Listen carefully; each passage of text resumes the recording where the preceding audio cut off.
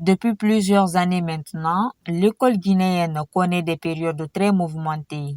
Pour les observateurs, l'année scolaire 2019-2020 a été l'une des plus perturbées.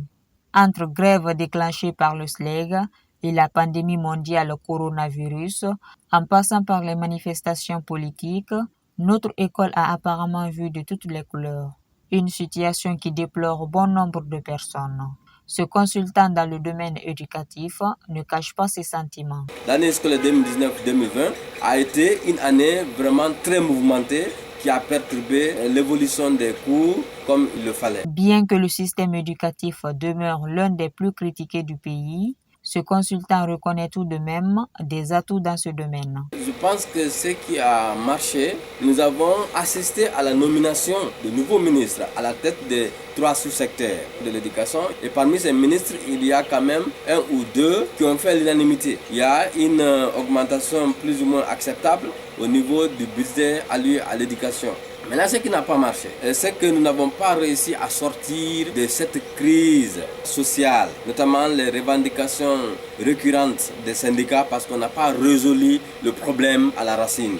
Et dans un système comme l'éducation, lorsque les travailleurs ne sont pas satisfaits, vous ne pouvez pas vous attendre à de meilleurs résultats. En 2020, quand vous prenez le budget alloué à l'éducation, il n'y a aucune ligne budgétaire qui était dégagée pour la formation des formateurs. Alors que ça fait une dizaine d'années, on ne fait que parler de ça, on fait du tape à l'œil. On organise un petit séminaire d'1 jour, 2 jours, on appelle les médias et puis le reste de l'argent on empoche. Aujourd'hui, il faut les former, surtout les former par rapport à notre époque, au XXIe siècle.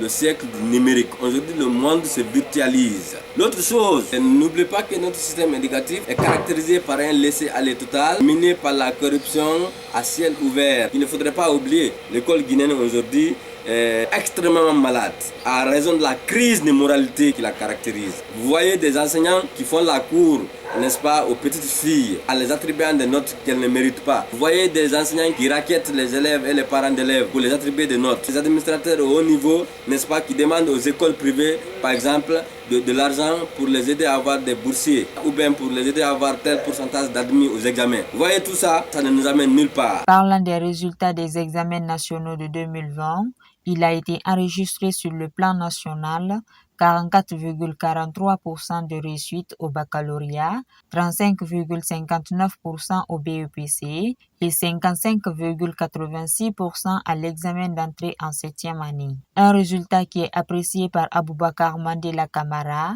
avant de faire des propositions. Pratiquement les 10 dernières années, quand vous prenez, les résultats, c'est le même niveau. On n'a pas évolué. Et cette année, on était surpris du fait qu'il y a eu, par exemple, beaucoup d'admis au baccalauréat, près du double de la session 2019. Donc c'est ahurissant. Mais le problème, c'est que la responsabilité, on ne peut pas jeter l'anathème sur les enseignants parce que c'est notre système qui n'a pas évolué en fonction de l'évolution du temps. Donc ça veut dire que c'est tout le système qu'il faut revoir. Les contenus des programmes, il faut les revoir. Qu'est-ce qu'on enseigne?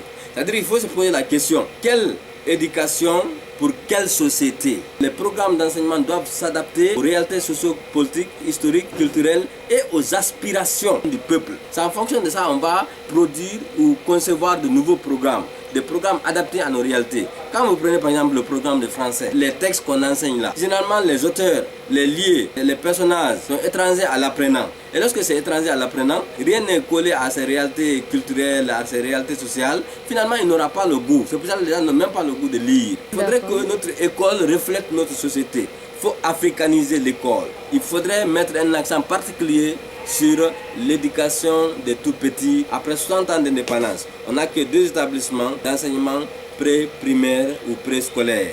C'est le Jardin des Octombres et c'est Jean-Paul II. Comment voudrez-vous que nous qualifions l'éducation? Quand l'enfant arrive à 7 ans, 8 ans, en première année, il ne connaît pas la différence entre livre et cahier. Comment voudrez-vous que celui-ci puisse maîtriser quelque chose? C'est pour cela que le niveau en français et en mathématiques est très bas ici en Guinée. En espérant une meilleure session 2020-2021, Aboubacar Mandela Camara invite tous les acteurs concernés à faire de l'éducation guinéenne la priorité des priorités.